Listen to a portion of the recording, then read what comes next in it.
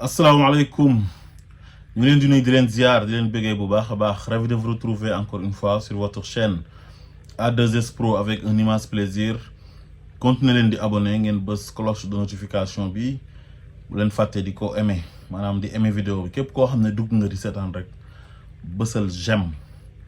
di commenter di partager dina ci am solo lool dafay tax vidéo bi sori. Comme on a l'habitude de le faire, di wax sur ce qui concerne l'actualité sénégalaise ñaari journalistes yi nga xamante ni dañu bindoon ay bind yoo xam ne yu sensible la def ko ci seen ay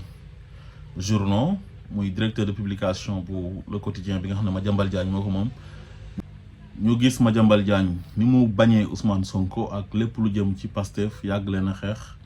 te mosu ci am ndam ba léegi mu continuer nekk ci lancé boobu di leen xeex. ki nekk directeur de publication bi di Mohamed Gueye beneen journal bi nekk La Tribune Pape Moussa Traoré nekk directeur de publication ba ki ko moom mooy Bougane Gueye Dany nekk benn politicien boo xam ne dafa calculer ba perte ba pare Ousmane Sonko moo ko mas a xañ jàmm maanaam moom dafa gis Ousmane Sonko am nu mu mel moom mu jàpp ne moom moo war a mel noonu pourquoi pas moi di forcer lu nekk mu def ko mais parrainage sax masu ko am masul am benn poste électif ndax façon bi muy defee politique baaxul. te ki nga xam ne moom la yàlla jiital ñoom ñaar ñu bokk même génération moom mu wane ne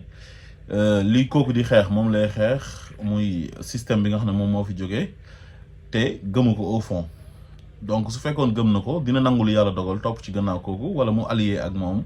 su ko defee ñu ànd liggéey Sénégal mais à chaque fois dañ koy dégg ci ay coups bas yoo xamante ni daf koy def ki nga xam ne moom mooy Ousmane Sonko dégg nañ ko ci mbiru Adji Sarr donc te gis nañ ne tamit. lii neexu ko maanaam lu Pastef accéder au pouvoir ñoom ñu ci bëri bu ñu sañoon Pastef maanaam Macky Sall tas gi mu ko tas noonu lay continuer tas du ñu am candidat Ousmane Sonko ak président Bassirou Diomaye Faye dee ci prison bi. loolu moo tax nag ñu continuer seen combat bi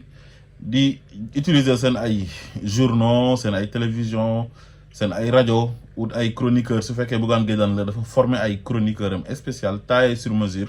contre Ousmane Sonko et les Pastef. Madiambal Diagne journal la amee moom it heure bu xëyee di wax lu ñaaw donc ñu dugg nag ci benn sujet boo xam ne sujet bu sensible la boo xamante ni wax dëgg yàlla daf kaa jarut parce que c'est le président qui nomme à tous les postes civils et militaires c'est le chef suprême des armées donc ni ñu defee woon décret fal ki nga xam ne moom mooy général Souleymane Kandé mais président bi noonu la mën defee décret folli ko yóbbu ko feneen fu ko neex donc loolu lu ci am ay wax ba di ci dugal Ousmane Sonko mi nga xam ne moom signé wul décret président bi moom mooy signé ay décret ba pare fen ci ay fen yoo xamante ni yu jéggi dayoo la te xam nañ ne affaire armée dafa sensible donc bañ nit ki ba jàpp ne nit ki dafa war a échec léegi bu deewoon sax yow bëgg nga dem ba yéene ko sax li nga xam ne moom mooy coup d'état loolu dafa ñaaw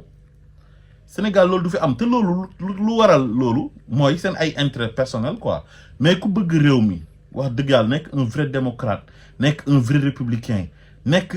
un vrai patriote man pour man bu Sénégalais yi tànnee ak kuñ manti tànn il faut respecter la volonté populaire li Sénégalais yi bëgg Sénégalais yi Ousmane Sonko lañ bëggoon Macky Sall xañ leen Ousmane Sonko ànd ak ay procureur am ak ay juge am ba mbir mi réussir ñu éliminer ko bi ñu ko éliminer Ousmane Sonko def ay stratégie am wax Sénégalais yi ne leen tànn naa Bassirou Diomaye Faye comme candidat parce que li nekk ci man yëpp lu ko raw mu ngi ci moom Sénégalais yi bëgg gi ñu bëgg Ousmane Sonko ak yéene gi ñu yéene Pastef ak programme am ak projet am réew mi ñu dégg ndigal bi nga xam ne Ousmane Sonko joxe na ko ñu voteel le président Bassirou Diomaye Faye au premier tour waaw loolu nag boo nekkee Sénégalais nekk un républicain nekk un vrai démocrate mais da nga koy nangu. mais yow nga ne ci benn réew nga dëkk ne yow da ngaa bëgg réew mi di oote pour ñu jox la réew mi ba pare ngay wër loo xam ne dafay déstabiliser réew mi di jël ay affaire ay armée des questions de sécurité nga xam ne dafa sensible di ko teg ci penc mi di ko waxtaanee ay le général Kandé se rebelle loolu la waa quotidien bindoon xëyaat naan la manœuvre de Ousmane Sonko la tribune naan le général Kandé refuse d'exécuter les ordres de Ousmane Sonko est-ce que Ousmane Sonko moom mooy def décret président Bassirou Diomaye Faye mooy fal mooy nommé à tous les postes civils et militaires. Macky Sall moo fi nekkoon jël Kandé wóolu ko def ko chef d'état-major de l'armée de terre def ko tamit commandant des forces spéciales mais daf kaa wóolu moo tax mais nit ku nekk ki nga wóolu moom ngay fal, ki nga am ci moom confiance moom ngay fal, rawatina ak des questions de sécurité, des questions militaires. waaye léegi président Bassirou Diomaye Faye ñëw na ànd ak ay nitam am ay homme de confiance am mais bu ko neexee mu xool ki ko neex mu teg ko fa nga xam ne fa la Kandé nekkoon jël Kandé yóbbu ko feneen. et puis ay seytaane ay naafeq nar fee nekk ku ci mel ni ay Badara Gadiaga ay ñoom Thierno Alassane Sall nga xam ne c'est des haineux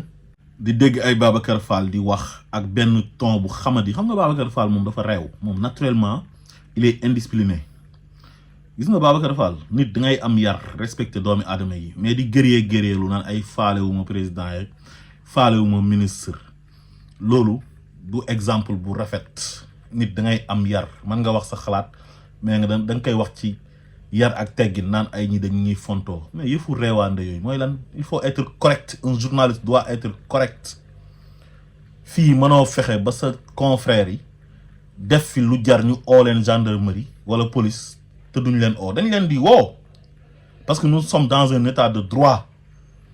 képp koo xamante ni police wala gendarmerie soxla na la wala procureur soxla la wala juge soxla la dañ lay convoquer nga ñëw ñu laaj la auditionné la mais toog rek taal sa rajo naan waaw ñi dañuy fontoo ay Ousmane Sonko moo fi waxoon naan ay Macky Sall dañ koy def comme Samuel Doe di jël ay waxu jàmbur di ko garaawal ah parce que da ngaa contre nit ki. may leen nit ñi jàmm fii gënu leen fee réew kenn gënu leen fee xamadi kenn nañu respecté wante ku nekk jox sa morom cër. Sénégal ñoo ko bokk, kenn mënu ko xar ñaar. ñii sénégalais ñoo leen gis bëgg leen tànn leen fal leen mënoo leen fexe bañ jógee fi te 5 ans yi matul te bu 5 ans yi matee sénégalais yi mën nañ leen renouveler waaw. léegi yéen seen wax yi ñaaw yeeg seen wax ju bëri ji loolu daa mën a tax ñuy jógee fi duñ fi jógee fi la ñuy toog te dañuy def ay résultats incha allah. Mamadou Ibra Kane li mu bëgg a gëmloo nit ñi moom mënul nekk. dafa créer benn mouvement yam xaw ma demee xaw ma lan ne Amadou Ba lay jàppale. c'est un politicien léegi. Amadou Ba gañewul mu frustré parce que mu ngi doon am yaakaar nekk ministre de la communication wala conseiller en communication comme ñoom El Hadj Kassé ni ñu nekkee woon présidence ak ñoom Yoro Dia mu doon es pour dem foofu toog di noos continuer système bi fi amoon. seen yaakaar tas xale bu ndaw ñëw gañe leen Bassirou Diomaye Faye judd 1980 44 ans li ñu ko magee sax dafa bëri. léegi sa Mamadou Ibra Kane laa nga xam ne c'est un politicien moo ñu bëgg a gëmloo ne moom journaliste la ba léegi di wax en tant que journaliste nekk ku irresponsable di xam ba taal moom it di dénoncer le fait que président de la république nga xam ne moom moo am prérogative bind décret di nommer à tous les postes civils et militaires mu bind décret nommer benn général attaché militaire ca New Delhi Inde ñu taxaw di ko dénoncer ne loolu kenn waru kaa def parce que humiliation la bëgg kut ko kut dëkk bi jaxasoo quoi bëgg a pousser général bi pour mu fippu mais loolu c'est grave, c'est catastrophique. mais loolu ku ko defoon taawu Macky Sall laa la wax heure bi yaa ngi ci kaso bi. kon xam ngeen ne rupture bi ñuy oote mu ngi am te pourtant nguur gi amul benn gendarme bu ñu wax na la jàppal diw, amul benn procureur bu ñu wax jàppal diw. procureur bu fi nekkoon di leen sosal di leen fenal di leen jàpp mais procureur boobu moom mooy def liggéeyam ni di ko def normalement te pourtant nii la ko waroon defee bu njëkk ba. mais dañ ko doon sant ministre bu bon bu fi nekkoon Ismaïla Madior Fall cet imbécile là nga xam ne il mérite la prison à vie ak Macky Sall ñoom ñoo ko doon sant yu bon yooyu ñu jàpp doomi jàmbur di leen tëj fii tëj nañ fi nit ci lu ne. Ousmane Diagne tëj nañ ko ci emoji reetaan jàpp fi ay nit yoo xamante ni seen xalaat lañ joxe rek ci à travers des posts Facebook ñu jàpp leen tëj leen ci kaso bi. koo xam ne Une Journal yàlla na ko yàlla yërëm mooy Papito Kara Une Journal moom la jël di ci kaf di def revue de presse ñu jàpp ko tëj ko ci ba traumatiser ko persécuté ko muy daw di génn dëkk bi dugg gaal far dee ci yoon bi. mais yéen crime yi ngeen fi def kenn daa xam nu mu toll jàpp ay jeunes yàq seen àdduna ñii génn nekkatuñ góor ñii génn feebar laago ah nekk handicapé ba faw ñii ñàkk seen liggéey ñii seen jàng yàqu te defuñ dara amu leen dara lu ngeen wax nit ñi. kon journaliste gënul kenn ba kenn du ko tëj ba kenn du ko convoqué ñu commencé naan waaw ñu commencé di convoqué journaliste yi mais journaliste mooy kan. Ousmane Sonko mii nekk personnalité bu mag ci Sénégal ay millions de personnes yaakaar ko ñu fenal ko fi jàpp ko fi humilier ko dem tëj ko ci kaso bi ñaata ancien ministre lañ fi tëj boo demee ci yeneen réew yu développé ñaata ancien président lañ fi tëj boo demee France Sarkozy dañ ko condamné Trump dañ ko condamné États-Unis Jacob Zuma dañ ko condamné Abdou Aziz bu ñuy dendal foofu Mauritanie dañ ko condamné. est-ce que ñooñu journalistes yi ñoo leen gën a fort journaliste bu def loo warte def dañ lay tëj ci kaso bi mais Sénégal tëj nañu fi ñoo xam ne ay kilifa diina lañ imam bu ñu tëj nii imam Ndaw est-ce que journalistes yi ñoo ko gën parce que dafa def lu mu warte daf ñu teg ko ci yoon réew dafay am justice koo mënti doon noo mën a sant noo mën a tudd foo mën a dëkk foo mën a bokk ak poste boo mën a occupé mais dañ la war a yóbbu ci yoon boo wàccee yoon teg la ci yoon. mais toog naan journaliste kenn waru ko arrêté journaliste kenn waru ko convoqué loolu mooy lan mais bu leen ñu fontoo journaliste moo gën Sénégalais yi nul n'est au-dessus de la loi journaliste bu fi wax lu mën a taal réew mi dañ lay jàpp tëj la ci kaso bi mais lan la nguur gi nañu moytu piège bi leen di gars yi di dugal dañoo bëgg a may gars yi benn prox ndoll boo xam ne dañ siy wax naan non li Macky Sall doon def duñ ko def di jàpp di tëjaate di tëjee abusivement kenn du fi tëjaate abusivement su ngeen leen mayee loolu naan ay démocratie liberté d'expression billaahi dinañ fi taal dëkk bi loolu moom jarut sax ñu koy maye journaliste bu fi jalgati yoon nañ la jàpp su laajee ñu tëj la ci kaso bi ñu tëj la ci kaso bi mais ñoom ñooy ñan mais Pape Alé Niang dañ ko fay jàpp pourtant journaliste Madiambal Diagne bi ak journaliste Bougane Gueye Dany bi li ñu bind moo gën a graaw fuuf lu Pape Alé Niang defoon Pape Alé Niang enquête interne de la gendarmerie bi nga xam ne ay mbiru tàppale la ay mbiru fen ba taal réew mi ay nit dee ci ñu dàq ci capitaine Touré toroxal ci ay nit am ci ay gaañu gaañu ñu lakk ay station jàmbur ay këru jàmbur ay oto jàmbur moom la génne woon brandir ko wane ne li taal dëkk bi ay fen la ay politiciens yi fenkat yoo xam ne dañ doon xeex seen moroomu politicien te amuñ argument buñ ko xeexee ñu dem instrumentaliser benn jeune fille boo xam ne mu ngi tudd Adji Sarr daf ko une arme sexuelle contre seen adversaire politique boobu di Ousmane Sonko kon Pape Alé li mu doon défendre c'est l'intérêt général bokkul ak Mohamed Gueye journaliste Madiambal Diagne bi ak Pape Moussa Traoré journaliste Bougane Gueye Dany bi li ñu wax parce que ñooñ dañuy xam ba taal di inciter benn général pour mu fippu mel ni ku koy pousser ci coup d'état te sénégalais yi tànn nañ ba pare récemment yàggul dara loolu moo gën a garaaw te terewul Pape Alé bu ñu koy jël si mais dañ ko koj ci mbedd mi première jàppam bi guet-apens lañ ko def guet-apens ana policier ak guet-apens ana gendarme ak guet-apens ñooñu kañ dañoo waroon a guet-apens nit ñoom ñu ñëw jàpp ñu def guet-apens bi mais yow nga war a jox nit ki convocation convoqué woo ko Pape Alé ñu ngi ko koj ci allée Papa Gueye Fall bi côté RTS soriwul RTS bi mu jiite léegi muy defar pënam ñu ñëw jàpp ko malmené ko dem yóbbu ko tëj ko kaso deuxième jàpp bi dafa def intervention ci live Mollah Morgun gars yi ñëw fekk ko këram këyir ko jàpp dem yóbbu tëj Maty Sarr Niang journaliste jàpp nañ ko fi te deful dara parce que dañoo jàpp ne dafay wax ci faveur Ousmane Sonko rek ñu jàpp ko tëj ko kaso en tant que jigéen boo xam ne deful dara sëñ Saliou Gueye jàpp nañ ko fi tëj ko fi parce que dañ ko enal gis ko ci plateau yi muy wax dëgg te yàlla tax ñu ne Ousmane Sonko la àndal il faut que ñu mosal ko kaso bi. mais Pape Ndiaye Walfadjri bi ñu ko njëkkee jàpp lan lañ ko jàppee benn jigéen bu mu ameel bor foofu lañ jaar jàpp ko tëj ko si te Cheikh Niass patron yam pare woon na pour fay mais loolu dañ ko ci jàpp tëj ko ci daf ko occasion parce que enloon nañ ko ndax lu mu doon critiquer justice bi. deuxième jàppam lan la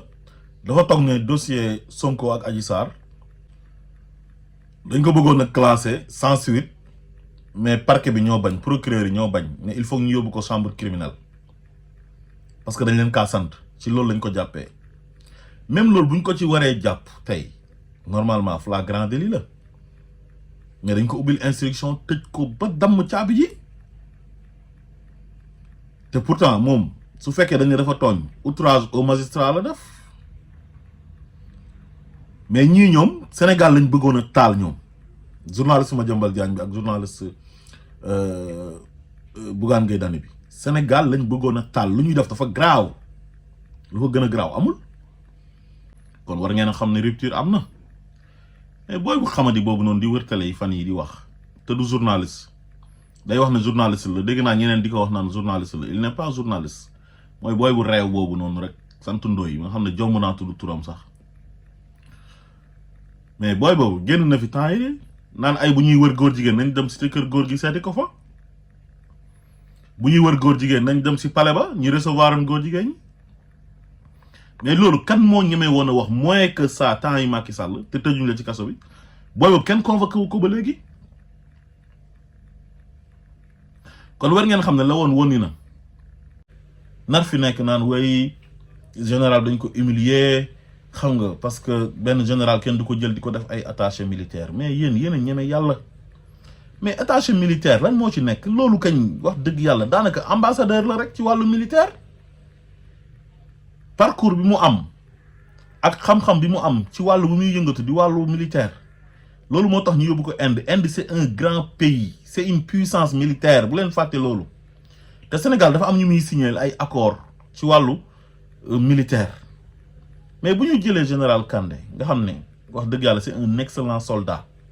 def liggéey bu am solo ci Casamance marqué empreinte am ci armée bi mais kooku yóbbu ko Inde wax dëgg yàlla lu jaadu la te ba léegi kenn déggul ne moom wax na mais seytaane yi nekk fi rek yore seen ay média contre nit bëgg a déstabiliser réew mi bëgg a xiir ay nit pour ñu fippu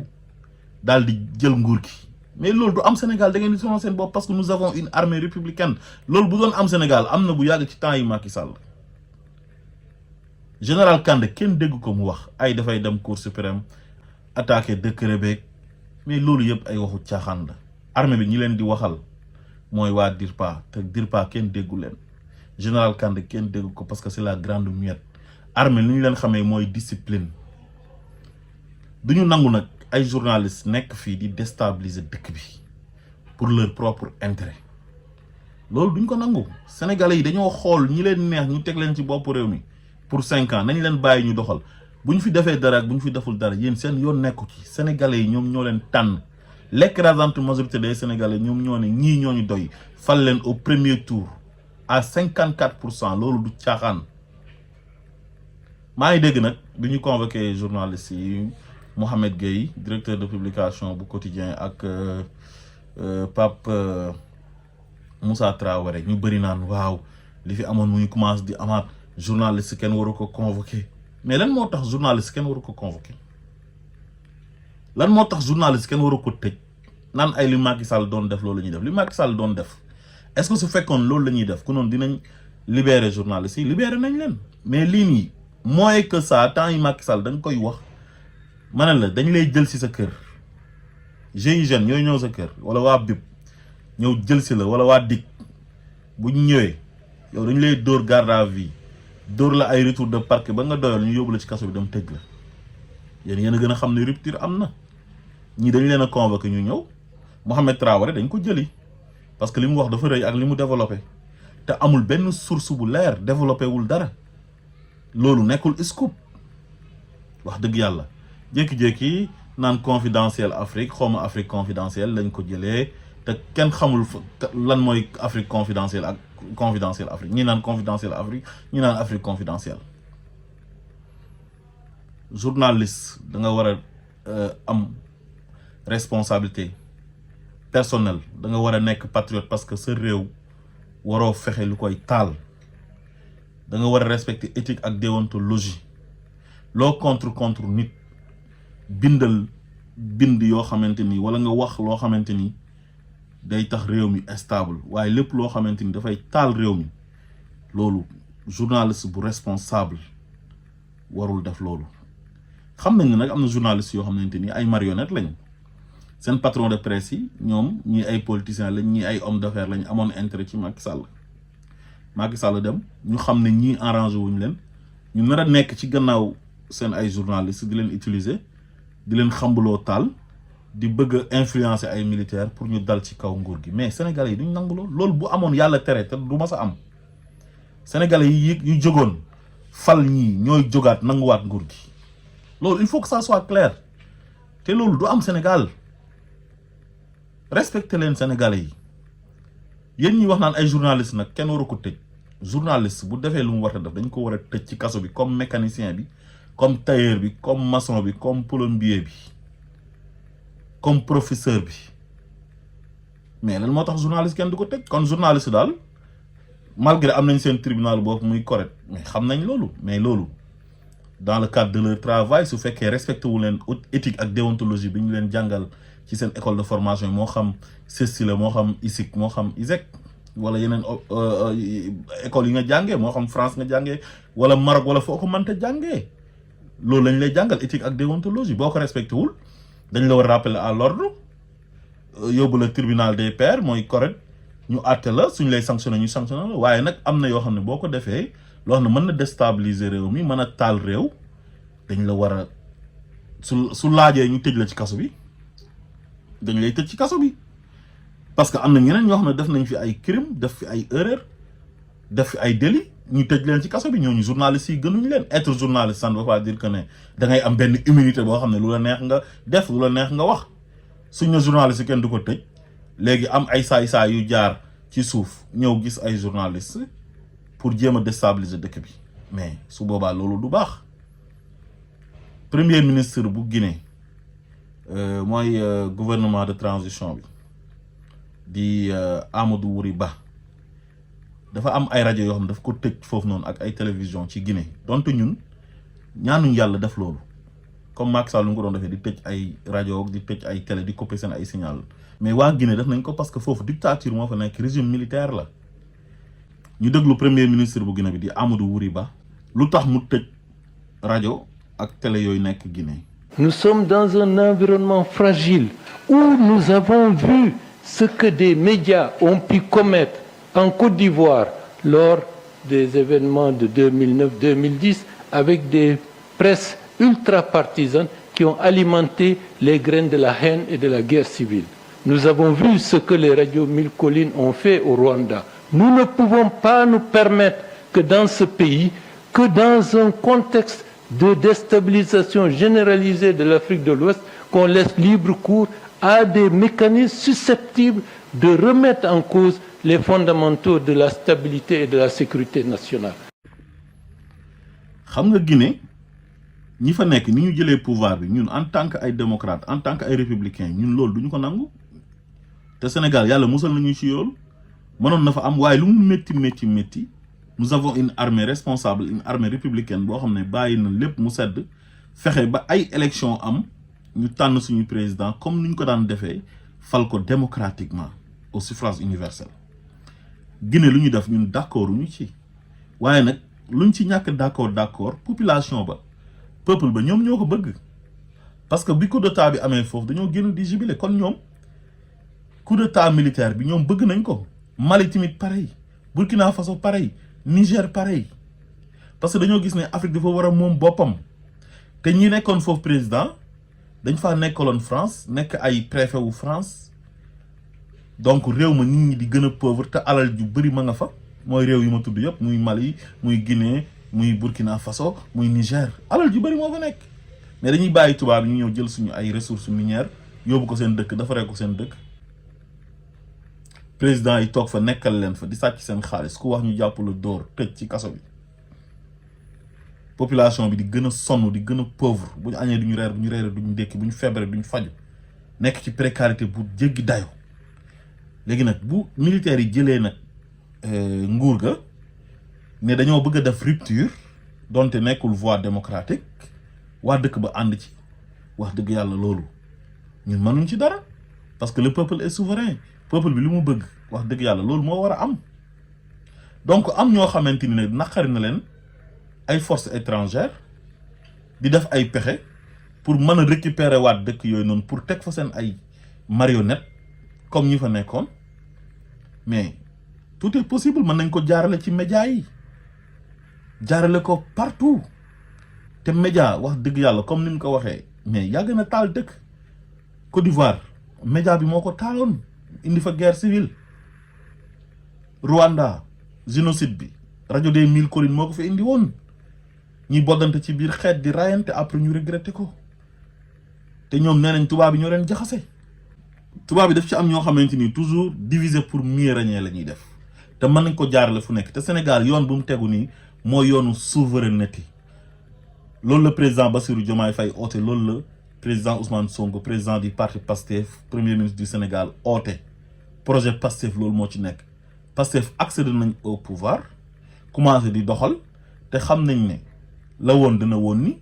dootuñ nangoti nekk jaamu kenn wala nekk marionnettu kenn suñu ay ressources minières ñoo koy gérer suñu bopp defar suñu réew am suñu souveraineté militaire am suñu souveraineté monétaire souveraineté économique moom suñu bopp gérer suñu ay ressources di négocier suñu ay contrat te duñ ci perte war cee ëppale nag parce que mënoo am alal ci sa suuf ba pare ay étranger ñëw exploiter ko ëppale la ci dem yóbbu defar seen réew ba pare bàyyi la yow ngay gën a pauvre mais loolu moom la waa Pastef oote moom la Ousmane Sonko ak Diomaye Faye oote te am na ñoo xam ne du leen neex parce que intérêt yu ñu amoon ci réew mi dafa menacé wu léegi suñu ne nañ bàyyi journalistes yi ñuy wax lu leen neex ay patrons de presse yoo xam ne ils sont haineux bu ñu sañoon Sénégal tey tàkk ah mais ñooñu bu fekkee dafa am ñeneen ñu jaar ci ñoom pour déstabiliser réew mi mais dañ koy def kon il faut que ñu contrôler média bi di xool lu ñuy wax ak lu ñu war ta wax mais duñ la wax ne la yow journaliste nga rek voilà liberté de la presse liberté d'expression ngay toog di wax loo xamante ni dafay mën a taal réew mi loolu kenn du ko nangu bépp journaliste boo xamante ni tey da nga menacer la stabilité du pays mais dañ la war a jàpp su laajee ñu tëj la ci kaso bi ñu tëj la ci kaso bi mais nag lu ñu dul d'accord mooy journaliste bu wax xalaatam comme ni Macky Sall doon ko defee nga jàpp ko tëj ko bundu xataal di couper ay signal loolu ñun xalaatuñ ko def te war ngeen xam ne rupture am na parce que journalistes yi dañ leen a déglu bàyyi leen ñu dem ñibbi seen kër te lu ñu def dafa grave c'est gravissime li ñu def nii taal na ay réew yëngal na ay réew tax na ay militaires fépp dem jëli ji pouvoir bi waaye Sénégal dañoo nekk dëkk boo xam ne nous sommes tolérants nekk ñoo xamante ni dañoo nekk ay démocrates nekk ay républicains rawatina ak suñu armée bi ñaanuñ yàlla loolu am fi Afrique de l'Ouest ba Afrique de l'Ouest daj ñaari dëkk moo fa mosul am coup d'état mooy Sénégal ak Cap-Vert te ñaanuñ yàlla moo am fa te du fa mas a am Sénégalais yi bëgguñ loolu Sénégalais yi lu ñu bëgg mooy élection jot ñu sañse xëy dem fal ki ñu bëgg a fal démocratiquement te ñi fi toog nii dañ leen a fal démocratiquement léegi nag Sénégalais yi leen fal ñoom la ñuy rendre compte comme ni ko président Ousmane Sonko waxee amuñ keneen ku ñuy rendre compte du journaliste du politicien donte ñooñu ci réew mi lañ bokk waaye nag boo bokkee ci réew da nga war di def ak di wax ak di jëf loo xam day indi jàmm ci réew ma asalaamaaleykum wa rahmatullah